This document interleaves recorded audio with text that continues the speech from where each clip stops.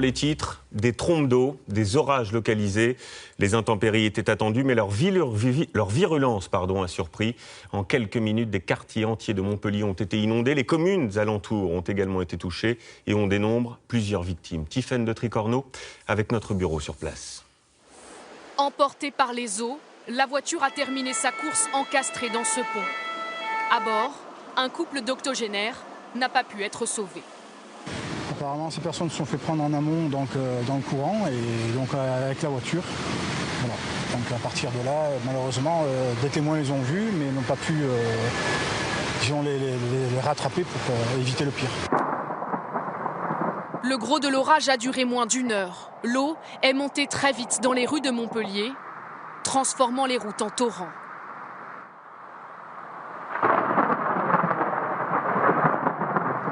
Ce ruisseau a débordé en quelques minutes, inondant ce rond-point tout proche. Les automobilistes pris au piège ont abandonné leur véhicule juste à temps. La voiture a commencé à bouger et là, elle a tourné sur elle-même. Et après, voilà, elle a tourné et après, elle s'est bloquée contre une petite muraille. Autrement, je pense qu'elle aurait été emportée. Hein. Et l'eau est montée jusqu'où? Jusque-là.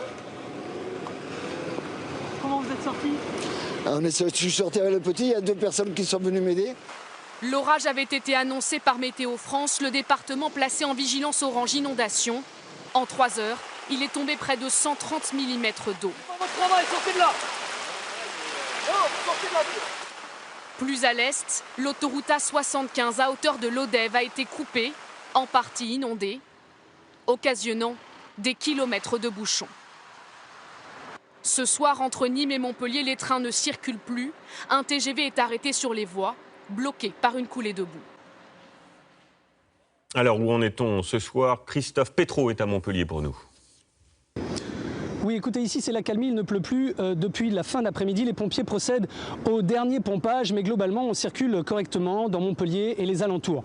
Le gros point noir, il se situe côté SNCF avec un train qui a partiellement déraillé à Castelnau-le-Lez et SNCF procède au dernier transbordement, les derniers passagers. Il y avait 240 passagers à bord de ce train, il s'agit de les faire passer dans un autre train pour les ramener en lieu sûr. Il y aurait également en gare de Montpellier près de 3000 passagers qui errent un peu désorientés car le trafic est totalement interrompu entre Lyon et Perpignan et puis plus largement après en direction de l'Espagne. Et un peu plus tôt dans le Cantal, ce sont les orages et le vent qui ont fait des ravages. Un touriste a été tué au camping de Thiézac. Une tornade a renversé sa caravane. Denis Sébastien nous raconte avec Philippe Évêque. Une très forte bourrasque de vent et cette caravane s'est renversée sur son propriétaire. L'homme, âgé de 71 ans, originaire de région parisienne, est mort peu avant l'arrivée des secours. La quinzaine de personnes présentes sur le camping est sous le choc et témoignent de la violence du phénomène. Ça a tellement été vite fait. J'ai ouvert le volet et les carreaux m'ont sauté dessus. Enfin, j'ai eu le temps de me pousser, parce que c'est mon mari qui m'a dit « poussez-vous ». Avec Camille, il m'a dit « poussez ». Enfin, je me suis poussée. Puis ça a bougé, tout a bougé à l'intérieur. Et puis voilà, on est sortis. La mini-tornade n'aura duré que quelques minutes, mais elle laisse derrière elle, sur une bande d'environ 100 mètres de largeur, des arbres arrachés et des toits endommagés. Cet après-midi, les habitants paraissent au plus pressés. Nous sommes en train d'enlever toutes les tuiles qui sont en suspens et après on va poser une bâche pour bien sûr empêcher l'humidité de rentrer au maximum, on va dire, au niveau des combles. Les vacanciers encore présents sur le camping ont été mis à l'abri dans une salle municipale. Ce soir, ils seront hébergés dans des gîtes.